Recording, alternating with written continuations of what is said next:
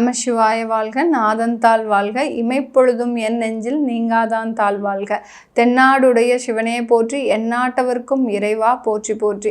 அவன் அருளாலே அவன் தாள் வணங்கிடுவோம். ஓம் நம சிவாய. நான் உங்கள் ஆஸ்ட்ரோ பூர்ணா. இன்னைக்கு நம்ம செவ்வாய் பெயர்ச்சி, அதாவது செவ்வாய் பகவான் அக்டோபர் மாதம் 21ஆம் தேதி, அதாவது 21ஆம் தேதி அக்டோபர் மாதத்தில் மிதுன ராசியிலிருந்து கடக ராசிக்கு பெயர்ச்சி ஆகிறார். இந்த கடக ராசியில பெயர்ச்சியாகக்கூடிய அந்த செவ்வாய் பகவான் கடக ராசியில நீச்சம் அடைகிறார். நீச்சம் அடையும் போது இந்த கடக ராசி என்பர்களுக்கு எந்த மாதிரியான ஒரு பலன்களை கொடுக்க போறார்? அதே சமயத்துல இந்த செவ்வாய் பகவான் எந்த நாள் வரைக்கும், எந்த கால நேரம் வரைக்கும் அந்த கடகராசியில இருக்க போறார் அப்படின்னு பார்க்கும்போது, எப்போ நிவர்த்தி அடைகிறார், நீச்சமானதுல இருந்து எப்போ நிவர்த்தி அடைகிறார் அப்படின்னு பார்க்கும்போது, அது அடுத்த வருடம் 2025 ஜனவரி மாதம் 20ஆம் தேதி வரை அந்த கடக ராசியிலேயே பெயர்ச்சியாகி இருக்கிறார். கிட்டத்தட்ட 3 மாதங்கள் 90 நாட்களுக்கு இந்த செவ்வாய் பகவான் உங்களுடைய ராசியிலேயே நீச்சம் அடைகிறார்.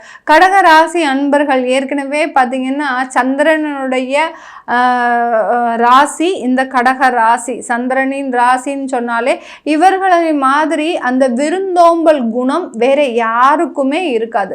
கடகராசி அன்பர்கள் யாரா இருந்தாலும் சரி, தன்னுடைய எதிரிகளா இருந்தாலும் முகம் சுளிக்காமல் தன்னுடைய வீட்டிற்கு அழைத்து வந்து அவர்களுக்கு விருந்தோம்பல் செய்து அதனால வருகின்ற மகிழ்ச்சியை நினைத்து நினைத்து பார்த்து சந்தோஷப்படுபவர்கள் நீங்க கடகராசி என்பர்கள். ஆனா உங்களுடைய வாழ்க்கை எப்படி இருக்கு பாத்தீங்களா? நீங்க யார் யாருக்கெல்லாம் உதவி செய்தீர்களோ, யார் யாருக்கெல்லாம் ஒரு எதிர்மறை பாராமல் நீங்க ஒரு காவலாக இல்ல ஒரு ஒத்துழைப்பாக இல்ல ஒரு உறுதுணையாக இருந்தீர்களோ, அவர்கள் எல்லோருமே இன்னைக்கு நேரத்துக்கு உங்களை மறந்து விட்டாங்க. உங்களை யாருன்னே தெரியாது அப்படின்னு அளவுக்கு உங்களை உதாசீனப்படுத்தும் நபர்களாக தான் இருக்கிறாங்க. காலம் அப்படிதான், கலியுகமாகச்சே. அதனால உங்களுக்கு அந்த மாதிரியான தொந்தரவுகள்லாம் அதிகமாக இருக்கும். அஷ்டம சனியின் ஒரு பொழுது மிகவும் 2.5 ஆண்டுகள் நீங்க அதாவது தன்னுடைய வாழ்க்கையில வாழ்வா சாவான்ற ஒரு நேரத்திற்கு போயிட்டு தான் நீங்க வெளியில வந்திருக்கிறீங்க. அதாவது மரணத்தின் பிடியில் சிக்கியவர்கள் இந்த கடக ராசி என்பர்கள். அந்த மரணத்தின் பிடியில் சிக்கி மீண்டு எழுந்து வந்தவர்களும் அந்த கடக ராசி என்பர்கள் தான். இப்படிப்பட்ட இந்த கால சூழ்நிலையில உங்களுக்கு செவ்வாய் பகவானும் பலவீனம் அடைகிறார். ஜோதிட ரீதியாக செவ்வாய் மிக கடுமையான பாவ கிரகம். பாவ கிரகங்களிலேயே முதல் கிரகம் அந்த செவ்வாய் தான். எந்த அளவுக்கு மோசமான பலன்களை கொடுக்கணுமோ அந்த அளவுக்கு அந்த செவ்வாய் பகவான் மிகவும் மோசமான பலன்களை அவரவர் ஜாதக ரீதியாக, தசாபுத்தி ரீதியாக அந்த செவ்வாய் பலன்களை கொடுக்கும். சில பேருக்கு அவர்களுடைய ஜாதகத்தில் செவ்வாய் பலமாக இருந்ததுன்னா மிகவும் கோபக்காரராக, அதே சமயத்துல தன்னுடைய குடும்ப வாழ்க்கையே வேண்டாம் அப்படின்னு சொல்லக்கூடிய அளவிற்கு மிகவும் விரக்தி அடைந்த நபர்களாக தான் இருப்பாங்க. அந்த அளவுக்கு அந்த செவ்வாய் குடும்ப வாழ்க்கையில மிகவும் ஈடுபாடு காட்டாமல் இருக்கக்கூடிய ஒரு நிலையை தான் தரும். சில பேருக்கு மறைவு ஸ்தானத்துல போயிடுச்சு செவ்வாய். பார்த்தீங்கன்னா 6, 8, 12 இந்த மாதிரியான இடத்துல அந்த செவ்வாய் மறைவா போயிட்டாருன்னா கண்டிப்பாக இவர்களுக்கு அந்த திசாபுத்தி நடக்கும்போது மிக அதிகமான கடன்களோ, சொத்து சம்பந்தமான கழுத்தை நெரிக்கும் அளவிற்கு கடன்களோ, தேவையில்லாத அவமானங்களோ, குடும்பம் ரீதியாக மிக அதிகமான கொடுமைகளையும் மிக அதிகமான அவமானங்களையும் அசிங்கங்களையும் சந்திப்பதற்கு மிக முக்கிய காரணியாக தான் அந்த செவ்வாய் பகவான்ற அந்த பாவ கிரகம் செயல்பட போகுது. இந்த பாவ கிரகம் இப்போ பலவீனம் ஆயாச்சு.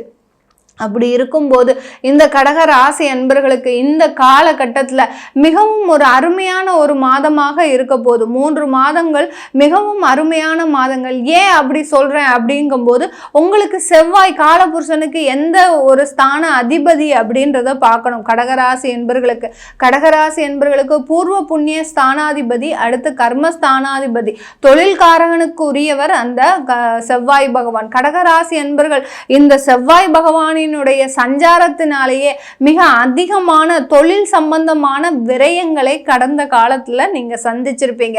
அதிகமான விரயம்னு சொன்னாலே எல்லாருக்குமே சொல்வது பார்த்தீங்கன்னா கடன் தான் மேடம் பட்டிருக்கேன், வேற என்ன பட்டிருக்கேன், என்னை சுற்றி கடன்கள் தான் இருக்கு, வேற எதுவுமே கிடையாது அப்படின்னு சொல்லக்கூடிய அளவிற்கு இந்த செவ்வாய் பகவான் இந்த கடக ராசி அன்பர்களுக்கு மிக அதிகமான கடன்களை கடந்த ஒரு 1.5 வருடங்களுக்கு மேலாக இவர் அழிச்சிட்டு இருக்கிறார்.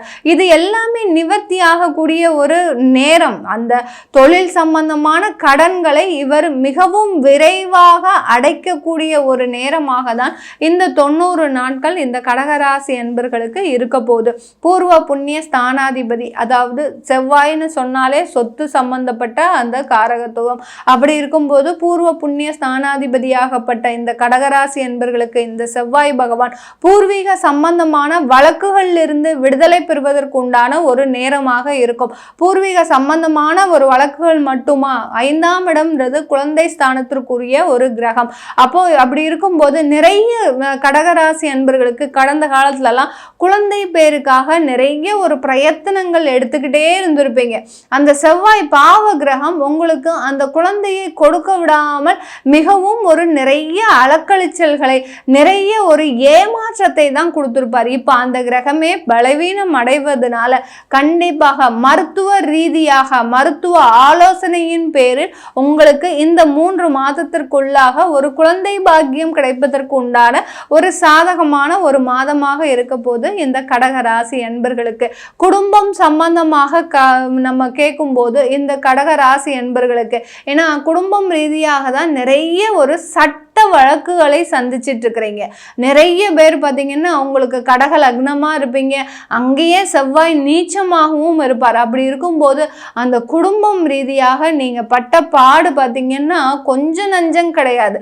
நிறைய இந்த கடகராசி என்பர்கள் குடும்பம் ரீதியாக அப்படி என்ன சொல்றது, தற்கொலை செய்து கொள்ள அளவிற்கு அந்த செவ்வாயின்ற கிரகம் தூண்டி கொண்டே இருக்கும். அதுதான் அந்த பாவ கிரகத்திலேயே மிக மோசமான கிரகம்னு நம்ம சொல்றோம். ஏன்னா தற்கொலை செய்து கொள்ள அளவிற்கு. அடுத்து பார்த்தீங்கன்னா எங்க பார்த்தாலும் ஒரே அழுகை சத்தம் அதிகமாக இருக்கும். இந்த மாதிரிலாம் சம்பவங்களை சந்தித்த இந்த கடகராசி அன்பர்களுக்கு இந்த குடும்பம் ரீதியாக மிகுந்த மன உளைச்சல்ல இருக்கிறீங்க. ஏன்னா கணவரனுடைய தகாத உறவின் மூலமாக, அடுத்து பார்த்தீங்கன்னா கணவரனுடைய தகாத ஒரு பேச்சின் மூலமாக சில நேரத்துல வெடுக்குன்னு பேசிடுவாங்க. குடும்பத்துல இருக்கிறவங்க யாரு என்ன ஏதுன்னு கூட பார்க்காம தன்னுடைய கேரக்டரை பத்தியே ஒரு வெடுக்குன்னு பேசுவதற்கு உண்டான ஒரு காலகட்டம்லாம் இருந்திருக்கும். அது எல்லாமே சரியாகக்கூடிய ஒரு நேரம் இந்த 3 மாதங்கள் இந்த கடகராசி என்பர்களுக்கு.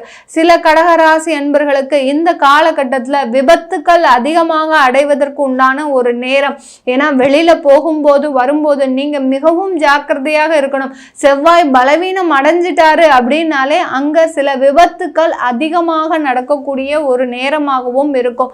சில பேர் பெரியவங்கெல்லாம் முதியோர்கள்லாம் இருக்கிறீங்க கடகராசி அன்பர்கள், ஏற்கனவே முடியாம இருக்கிறீங்க. அப்படி இருக்கும்போது நீங்க வெளியில போகும்போதோ இல்ல வீட்டுக்குள்ளேயே நடக்கும் போதோ மிகவும் அதிக அளவுல நீங்க கவனத்தோட செயல்பட்டீங்கன்னா உங்களுக்கு பெரிய பெரிய ஆபத்துகள்ல இருந்து குறைவதற்குண்டான ஒரு நேரமாக இருக்க போகுது இந்த கடகராசி அன்பர்களுக்கு. இது எல்லாமே நம்ம கோச்சார நிலவரப்படி பலன்கள் சொல்லிட்டு வந்துட்டு இருக்கிறோம். உங்களுடைய தசாபுத்தி பலன்களை தெரிஞ்சுக்கணும், எனக்கு செவ்வாயினுடைய பெயர்ச்சி எந்த மாதிரியாக இருக்க போகுது அப்படின்னு தெரிஞ்சுக்கணும் விருப்பப்படுறவங்க கீழே இருக்கிற நம்பருக்கு வாட்ஸ்அப்பில் அப்பாயின்மெண்ட் வாங்கிக்கிட்டு நீங்கள் என்கிட்ட கன்சல்ட் பண்ணிக்கலாம். உங்களிடமிருந்து விடைபெறுவது உங்கள் ஆஸ்ட்ரோ பூர்ணா. நன்றி, வணக்கம்.